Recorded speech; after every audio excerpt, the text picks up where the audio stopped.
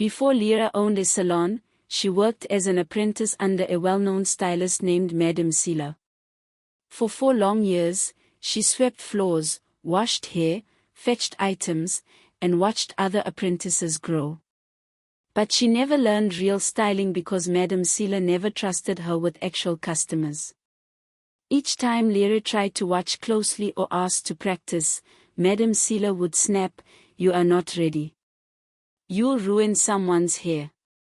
Meanwhile, newer girls were already styling customers, earning tips on weekends, buying better clothes, and upgrading their phones. Lyra could not. Her mother sold roasted maize by the roadside. Her younger brother was sick often and needed medicine.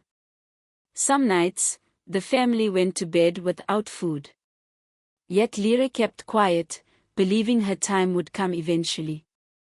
Then one rainy season, Madame Sela fell ill and abruptly shut down the salon for 2 months. She paid none of the apprentices and told them all to wait patiently for her return. Those 2 months broke Lyra. She sat at home with no income, no guidance, and no hope. She tried helping her mother at the store, but it wasn't enough. One evening, she sat outside, tears sliding down her cheeks, wondering if she had wasted her youth waiting for a future that wasn't coming. A neighbor who knew Lyra's struggles once told her, "If you keep waiting for Madame Sela to settle you, you will wait forever. Start small, even if it's rough." That sentence echoed in her mind for days. Finally, Lyra gathered the tiny amount she had saved over years and rented a very small wooden shop along a dusty street. It was barely bigger than a storage room, with peeling paint and a crooked door. Still, it was hers. She cleaned every corner, placed a small mirror on the wall, put a plastic chair for customers, and a small stool for herself. She borrowed an old hair dryer from a neighbor and bought only the most basic products: 1 bottle of oil, 1 cream, 1 gel. Nothing was perfect, but it was enough to begin. She hand-wrote a sign and pinned it outside, "Lyra Beauty Corner, neat and affordable." Her heart beat fast as she opened her salon for the first time. She believed if she worked hard and stayed patient, customers would return again and again. She believed her talent would speak for her. But she did not know that the journey she had started, full of hope, would soon push her into choices she never imagined she could make. When Lyra opened her salon, she expected that once she braided someone's hair, they would return within a week or 2. That was how she believed businesses grew. So she woke early every morning, swept the shop, dusted the mirror, arranged her few tools, and waited with hope. Her first week brought a handful of customers, neighbors, church members, and a few women passing by. Some wanted cornrows, others simple weaving, others just needed their old braids loosened. Lyra treated every one of them with care and patience. She worked slowly, gently, exactly the way she used to dream of when she sat idle in Madame Sela's shop. When they looked in the mirror, their smiles brightened her heart. "Lyra, your hands are soft," one customer said. Another praised, "This is so neat. I will definitely come back." Someone even promised to bring her sister next weekend. Those compliments filled Lyra with renewed confidence. She thought her future was opening. But 3 weeks passed, and none returned. She waited from morning until sunset, empty chair, empty doorway, empty register. She still saw those women in the street, in church, at nearby shops. When she greeted them, they smiled proudly, "My hair is still perfect. It hasn't roughened at all." They said it as praise. But to Lyra, it was a warning. At first, Lyra tried to stay positive. She told herself that maybe they were just busy, maybe they would return when their hair became rough. She waited each day with steady hope, but the days stretched into weeks. The painful truth slowly revealed itself: her work was too good. Women kept their braids for a month or more. They proudly told her, "It's still neat." But each word stabbed deeper. The neater the hair, the longer they stayed away. And the longer they stayed away, the emptier Lyra's pocket became. Bills piled up. Rent reminders arrived. Her mother needed money. Her brother still fell sick often. She lowered her prices, but that only attracted customers who also braided once and disappeared for weeks. She introduced free washing for returning clients, but none returned soon enough to use the offer. One rainy evening, Lyra sat alone in her quiet salon, forehead resting against her mirror table. The single bulb above her flickered weakly, casting shadows on her tiny shop. Fear tightened around her chest. What if this place closes? What if all my years go to waste? How will my family survive? Then a memory whispered back to her, and Mora's voice from the market, "Repeat customers keep a business alive." Those words didn't comfort her this time. They haunted her. The next week was worse. Fewer customers came, and even the new ones didn't return soon. Lyra felt her dreams slipping through her fingers like water. Out of frustration, she began observing other salons around the area. She noticed something strange: some stylists had full shops even though their work was not as neat or beautiful as hers. Their braids didn't last. Their customers complained loudly. Yet they kept returning every 1 or 2 weeks. It didn't make sense until she overheard two stylists at a beauty supply shop. "My customers always come back fast," one bragged. The other laughed, "Because your braids never last." Lyra walked out quietly, but her mind stayed behind. That night, she sat in her small room with her mother, who simply encouraged, "Don't give up, Lyra. God will help you." But Lyra's thoughts were racing. What makes hair grow faster? What makes customers come back sooner? What causes the scalp to beg for relief? Then she remembered something from her days with Madame Sealer. A jar of strong relaxer Sealer once threw away, saying, "If used wrongly, it causes itching." A thought flickered in Lyra's mind, soft at first, then louder. She didn't want to hurt anyone. She only wanted to survive. And that was how the first dangerous idea entered her heart. Lyra did not act immediately. The idea frightened her, but fear of failure frightened her even more. For days, she paced around her tiny shop, staring at her nearly empty shelves and the rent reminder pinned above her mirror. Every night she lay awake, hearing Aunt Mora's words echo in her mind, "Repeat customers keep a business alive." Finally, after 2 silent days with only one paying client, desperation won. She went to the market and bought a small jar of strong relaxer, not to destroy anyone's hair, she told herself, but to encourage customers to return sooner. She sat alone after closing time, staring at the jar beside her regular cream. Her heart thumped painfully. A voice inside whispered, "This is wrong." Another voice replied, "You're not harming them. Just a little discomfort. They'll come back faster. You're only trying to survive." Her hands shook as she mixed a very small amount of relaxer into her cream and stirred it until it blended. Then she poured it into an unlabeled container and hid it in her drawer. The next morning, her first customer came for box braids. When Lyra finished, she applied a tiny bit of the mixture on the scalp. She smiled calmly. "This will help it last longer," she said. And with that single action, a door quietly opened, one Lyra would soon regret walking through. At first, nothing happened. The woman whose scalps she touched with the mixture went home happily, praising her gentle hands just as before. Lyra began to doubt whether the mixture would work at all.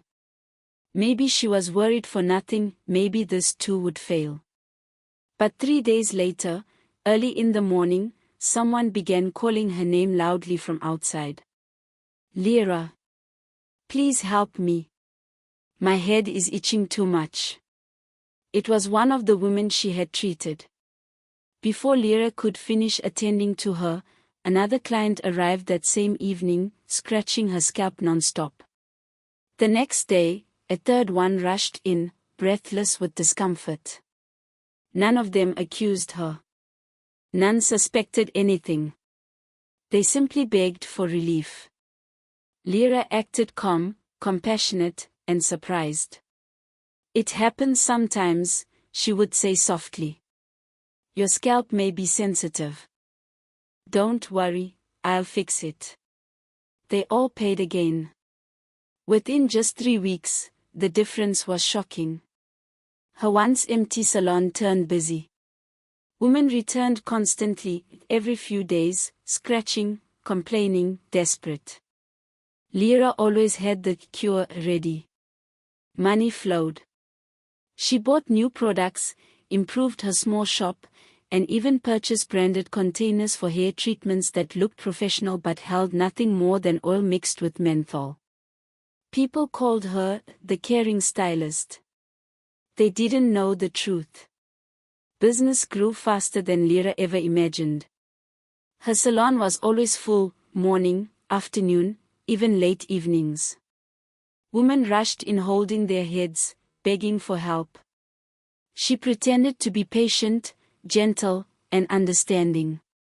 Her income doubled, then tripled. And with every returning customer, her confidence swelled, and so did her greed. At first, she promised herself she would use only a tiny amount of the mixture. But when she noticed customers coming back after 4 days instead of a week, she wondered, if it works a little, what happens if I add just a bit more? That was the beginning of her downfall. Slowly, she increased the relaxer ratio. Then she experimented with other chemical products meant for hair strands, not the scalp. She told herself she was still in control. She told herself she wasn't harming anyone, just creating faster return visits. And at first, the results seemed even better. Some customers came back after 2 days, scratching violently.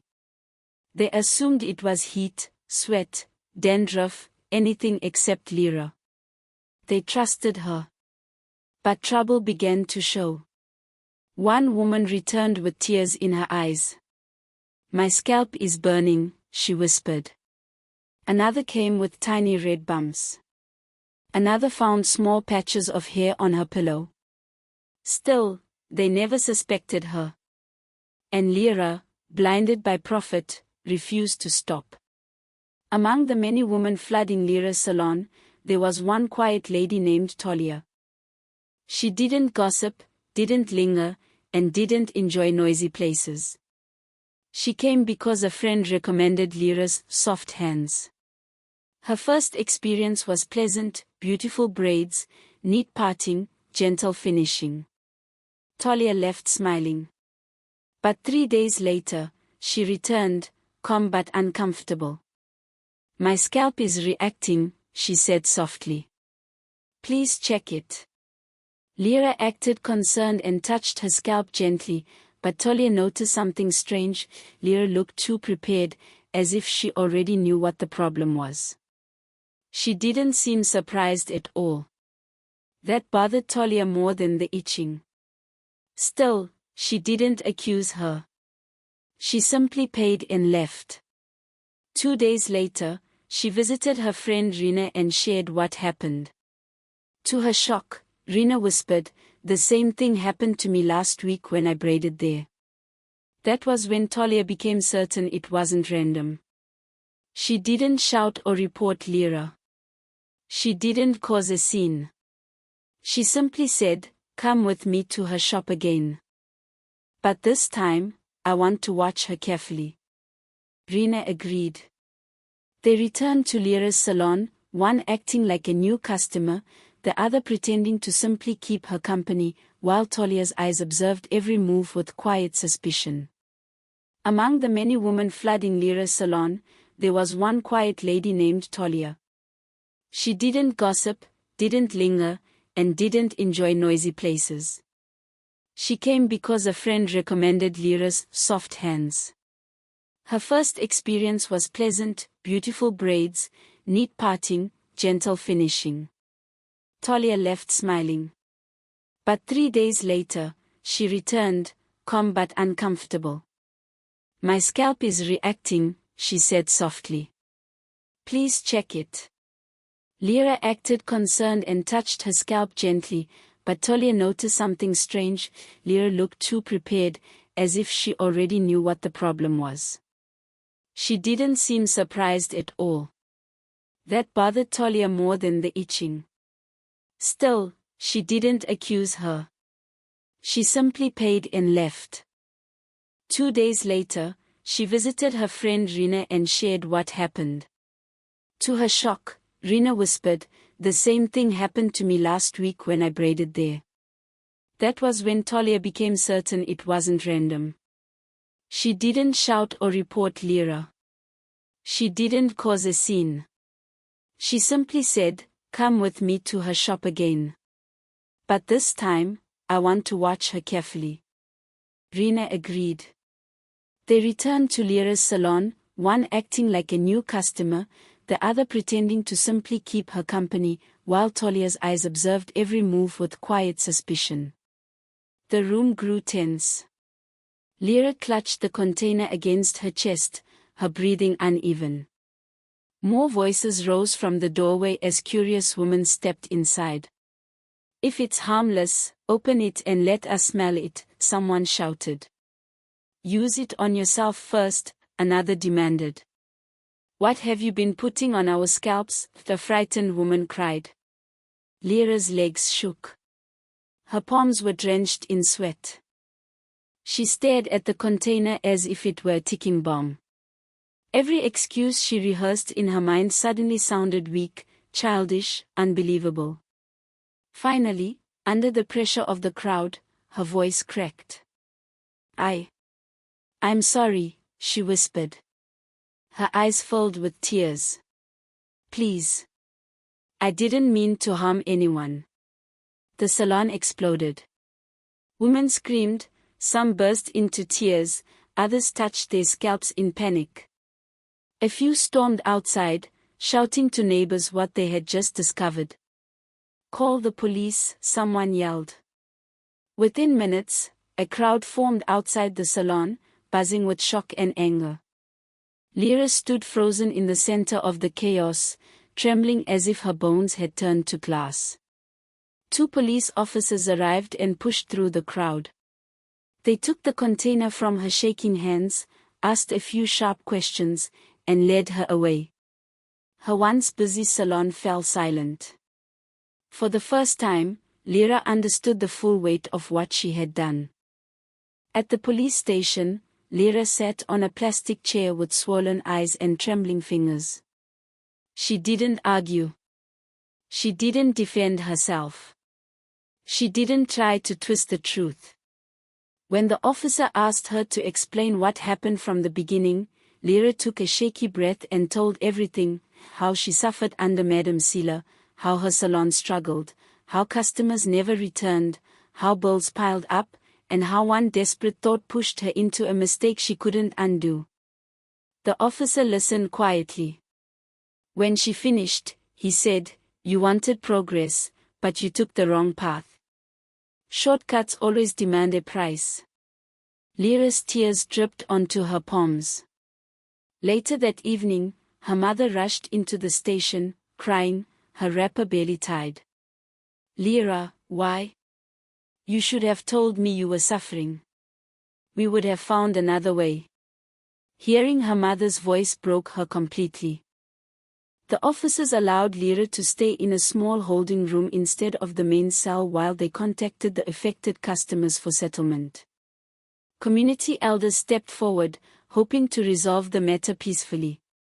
But the deepest pain came the next morning when Aunt Mora, the very woman whose words inspired her, walked into the station. Her face carried both sadness and disappointment. Lyra, she asked softly, what have you done? Lyra stood up the moment she saw Aunt Mara. Her legs trembled beneath her. She rushed forward and fell into Aunt Mara's arms, crying uncontrollably. You told me repeat customers are the secret, Lyra sobbed. I only wanted my salon to survive. I didn't want it to die. Aunt Mara held her shoulders firmly and looked into her eyes, hurt, disappointed, but calm. Lyra, she said slowly, when I told you repeat customers matter, I meant build trust, treat people well, deliver honest work. Customers return to kindness, not pain. The words struck Lyra harder than any insult. You followed the sentence, Aunt Mara continued, but you never understood the meaning. You let fear guide you instead of patience. Lyra's tears fell freely. She whispered, I didn't think it would become this bad. I didn't think it would hurt them. Aunt Mara squeezed her hand gently but her voice remained firm. You have talent, Lyra. But talent without patience becomes poison. Business is hard. Life is hard. But if your success destroys others, it will destroy you too. Those words carved themselves deep into Lyra's heart. After hours of discussion, apologies, and agreement to support the victims' treatments, the community elders negotiated a settlement. The victims agreed not to pursue court charges. Lyra was released. But the real punishment waited for her outside the station, her reputation, shattered beyond repair. When Lyra returned to her salon, she paused before the door. The once cheerful signboard that carried her pride now felt heavy with shame. She removed it herself, leaned it against the wall, and walked into the silent room. The mirror was dusty. Her chair sat cold and empty. The drawer where she once hid her mixture stared back like a reminder of her worst self. Lyra sat on the floor and cried, not for the customers, not for the money, but for the dream she had nearly destroyed with her own hands. For almost a week, she didn't open the salon. She stayed home, thinking, praying, questioning, regretting. But on the 7th morning, she swept the shop, cleaned the mirror, threw away every unlabeled container, and bought fresh products, honest products. Then she wrote a small note and placed it inside her drawer where the secret jar once sat, no shortcuts. If it takes time, I will still wait. 2 more days passed before she gathered the courage to reopen. People walked by, whispering. Some stared and kept moving. Some shook their heads. But finally, one woman stepped inside and said softly, everyone deserves another chance. Can you do my hair? Lyra's eyes filled with tears. She nodded and braided honestly, carefully, cleanly. By the end of the month, a few customers returned. Not many. Not fast. But they trusted her again. And this time, Lyra understood, slow success with peace is better than fast success with regret.